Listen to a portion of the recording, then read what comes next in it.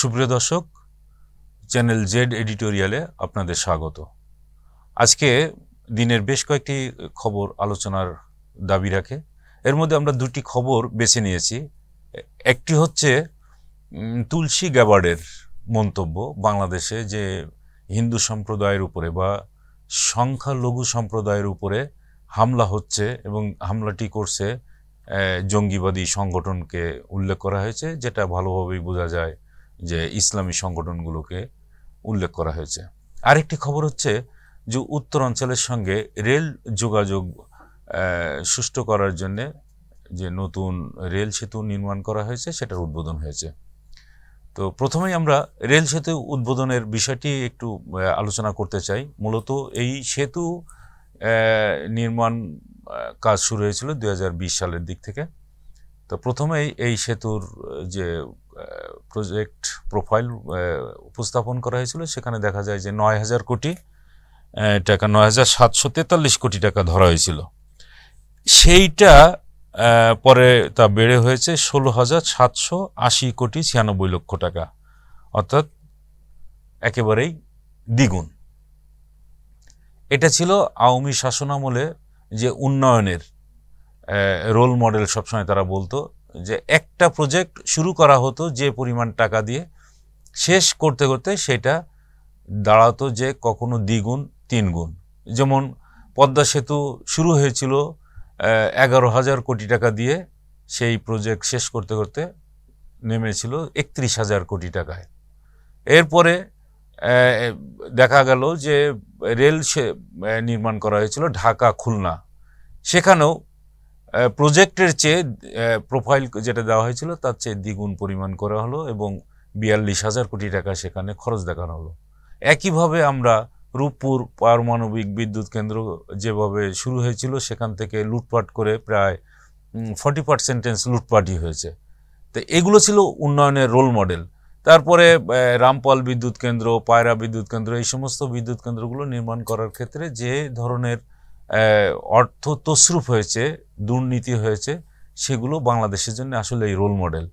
এইখানেও রেল সেতু আজকে উদ্বোধন করা হয়েছে, কিন্তু সেখানে যে পরিমাণ দুর্নীতি অর্থ তছরূপ হয়েছে সেইটা দেখে যেটার উদ্বোধন করার কথা ছিল আমাদের প্রধান উপদেষ্টার, সেই কারণে তিনি জান নাই যে শুধুমাত্র এই লুটপাটের চিত্র তুলে ধরতে হবে দেখে।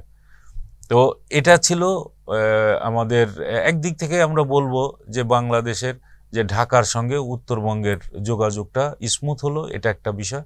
তবে লুটপাট একটু কমিয়ে আনলে পরেই বাংলাদেশের অর্থনীতি আরও সচ্ছল হতো।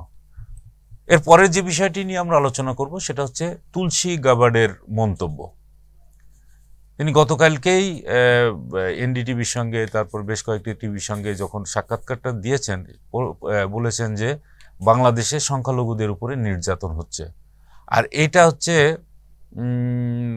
আমরা অনেকটা ধরে নিতে পারি, যেহেতু যুক্তরাষ্ট্রের এখন বর্তমানে প্রেসিডেন্ট ডোনাল্ড ট্রাম্প নিজেও একেবারে অন্যরকম মস্তিষ্কের লোক। অনেকেই বলে থাকেন যে ট্রাম্প ক্ষমতায় আসা মানে সারা পৃথিবীতে তটস্থ রাখার মতো একটা বিষয়। সবাই যেন তটস্থ থাকে, কখন কি বলেন কখন কি করেন এটা প্রিডিক্ট করা খুবই কঠিন, মানে দুরূহ কাজ। তারই একজন গোয়েন্দা সংস্থারই সদস্য তুলসী গাবার্ড। এই তুলসী গাবার্ডের অবশ্য চরিত্র নানা দিক থেকেই ফুলের মতো পবিত্র। তিনি বারবার দল পরিবর্তন করেন। একবার তিনি ডেমোক্রেট ছিলেন, সেখানেও নির্বাচন করেছেন, সেখান থেকে আবার রিপাবলিকান দলে এসেছেন, সেখানেও তিনি এই ট্রাম্পের সহযোগী হয়েছেন। তো এই কথাগুলো বলার উদ্দেশ্য হচ্ছে যে যুক্তরাষ্ট্র বাংলাদেশের উপরে আবার সেই 9/11-এর মতো সেই দৃষ্টিতে দেখবে কি না, সেটা খুবই আতঙ্কের ব্যাপার। কারণ ওই সময় 9/11-এর পরে সারা পৃথিবীতে জঙ্গিবাদের নামে যেভাবে হত্যা, খুন, গুম করা হয়েছে, সেটা এক বাক্যে বলা যায় যে মুসলমানদের উপরে এক ধরনের নির্যাতন করা হয়। ট্রাম্প ইতিমধ্যে দুটি ঘটনা কিন্তু ঘটিয়ে ফেলেছেন। যেমন ইসরায়েলের সেই চুক্তি, যে যুদ্ধবিরতি চুক্তি ছিল, সেটা একতরফাভাবে লঙ্ঘন করে আবার গাজায় ব্যাপক হারে বোমা বিস্ফোরণ ঘটিয়েছেন, বোমা হামলা করেছেন। আর একই সাথে তিনি এই ট্রাম্পের নির্দেশে ইয়েমেনেও বোমা হামলা হয়েছে। তো মধ্যপ্রাচ্যে যেভাবে হামলা করা হচ্ছে এবং প্রত্যেকটা জায়গা বেছে বেছে মুসলমানদের উপরে এই হামলাগুলো করা হচ্ছে, এর একটা উদ্দেশ্য হতে পারে, আমরা ধরে নিতে পারি যে মধ্যপ্রাচ্যে হামলাটাকে আমরা ইরানকে শিক্ষা দেওয়ার জন্য ট্রাম্প একটা উদ্যোগ নিয়েছে, সেটারই অংশ হিসাবে এই কাজটা হতে পারে। আর গাজা পরিষ্কার করা, গাজা একেবারে ক্লিন করার যে উদ্যোগ নেওয়ার কথা, পরিকল্পনার কথা ইলন মাস্ক বলেছিলেন, এবং গাজার উপরে যে একটা নকশা তিনি দিয়েছিলেন যে গাজায় ট্রাম্প শহর তৈরি করা হবে, মোড়ে মোড়ে কিভাবে ট্রাম্পের মূর্তি হবে, স্বর্ণের মূর্তি তৈরি করা হবে, তারপরে সি বিচ, সমুদ্র তীর সব কিছু মিলে একটা স্বপ্নের শহর বানানোর জন্য একটা প্ল্যান দিয়েছিলেন ইলন মাস্ক, যে ইলন মাস্ক এখন সবচেয়ে শক্তিশালী বলা যায় ট্রাম্প প্রশাসনে। সেই ট্রাম্প প্রশাসনেরই আরেকজন হচ্ছেন তুলসী গ্যাবার্ড। এই তুলসী গ্যাবার্ড যে বক্তব্য দিয়েছেন, অনেকেই আবার প্রশ্ন করতে পারেন এবং করেছেনও, আমাদের বাংলাদেশের অনেক সাংবাদিকও প্রশ্ন করেছেন আমাদের অর্থ উপদেষ্টাকে, যে তুলসী গ্যাবার্ডের এই মন্তব্যের কারণে বাংলাদেশের অর্থনীতিতে কোনো প্রভাব পড়বে কিনা। তিনি এক বাক্যে বলে দিয়েছেন যে এই ধরনের কোনো প্রভাব পড়ার সম্ভাবনা নেই। তারপর আরও একটা প্রশ্ন করেছেন যে বাংলাদেশের অর্থনীতি নাকি মানে খাদের কিনারে যে পৌঁছেছে। উনি চমৎকার জবাব দিয়েছেন যে বাংলাদেশের অর্থনীতি আসলে খাদের কিনারেই ছিল, সেইখান থেকে বর্তমান অন্তর্বর্তী সরকার ক্ষমতা নেওয়ার পর থেকে ধীরে ধীরে একটা সচ্ছল এবং শক্তিশালী অবস্থানে নিয়ে এসেছে। তার প্রমাণ আমরা বিভিন্ন ক্ষেত্রেই পাচ্ছি। যে এর একটা হচ্ছে যে আমাদের এই যে গত কয়েক বছরের মধ্যে এবারই রমজানের বাজারে বা পণ্যমূল্য অত্যন্ত স্থিতিশীল ছিল, এবং মানুষের যে ভোগান্তি ইতিপূর্বে ছিল সেই ভোগান্তি অনেকটা কমেও গেছে, বাজারে কিছুটা স্বস্তি ফিরে এসেছে, এবং একই সঙ্গে মানুষের যে আগে অস্থিরতা ছিল সেই অস্থিরতাও অনেক অংশে কেটে গেছে। তো অর্থনীতির ব্যাপারে বর্তমান অন্তর্বর্তী সরকার যে সমস্ত উদ্যোগ নিয়েছে, আমি বলবো যে আর্থিক খাতও অনেকটা ঘুরে দাঁড়িয়েছে। অনেক ব্যাংক যেগুলো লুটপাট করে বিগত সরকার একেবারে অর্থনীতি তলানিতে নিয়ে এসেছিল, সেগুলো ঘুরে দাঁড়িয়েছে। এর মধ্যে পূবালী ব্যাংক, সিটি ব্যাংক বিশেষভাবে তারা দেখিয়ে দিয়েছে যে কিভাবে তারা ঘুরে দাঁড়িয়েছে। তারপরে যে ইসলামী ব্যাংক এতদিন এক ব্যক্তির কাছে, একটি গ্রুপের কাছে জিম্মি ছিল, সেখান থেকেও পুনরুদ্ধার হয়েছে এবং সেই জায়গাও ঘুরে দাঁড়ানোর একটা চেষ্টা চলছে। সব মিলে অর্থনীতির যে চাকা এখন সচল হয়েছে, এটা বলতে হবে যে বর্তমান সরকারের দক্ষতা এটা একটা কাজ করেছে, ফল দিয়েছে।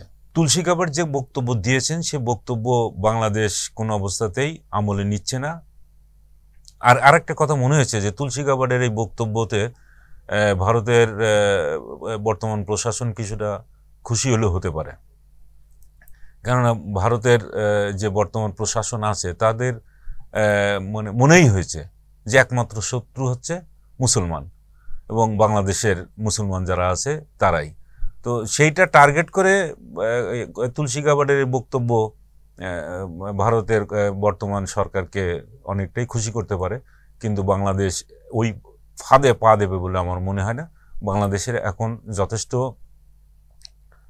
সক্ষমতা হয়েছে এবং তাদের কোনো অবস্থাতেই এই ধরনের উগ্র পন্থা অবলম্বন করে সংখ্যালঘু যে সমস্ত সম্প্রদায় আছে তাদের উপরে যে হামলা করতে হবে বা তাদের বাড়িঘর দখল করতে হবে, এরকম পরিবেশ এখন নাই। ইতিপূর্বে থাকলেও থাকতে পারে, কেননা বিগত যে ফ্যাসিবাদী সরকার ছিল তারা মুখে একরকম বলতো অথচ কাজে দেখাতো যে সংখ্যালঘু সম্প্রদায়ের বাড়ি ঘর দোয়ার সম্পদ এমনকি মন্দিরের জায়গাও পর্যন্ত দখল করে তারা উল্লাস করেছে। এই ঘটনাগুলোও তো ঘটেছে। বর্তমানে সেই জায়গা থেকে অনেকটা উত্তরণ ঘটেছে। অতএব বাংলাদেশে যে দীর্ঘদিনের ঐতিহ্য সাম্প্রদায়িক সম্প্রীতি বজায় রাখা, সেটা বাংলাদেশে এখনও রয়েছে। আশা করি ভবিষ্যতেও এই সম্প্রীতি বজায় থাকবে এবং বর্তমান সরকার যে গতিতে তাদের কর্মকাণ্ডগুলো চালিয়ে যাচ্ছে সেটা অব্যাহত থাকবে।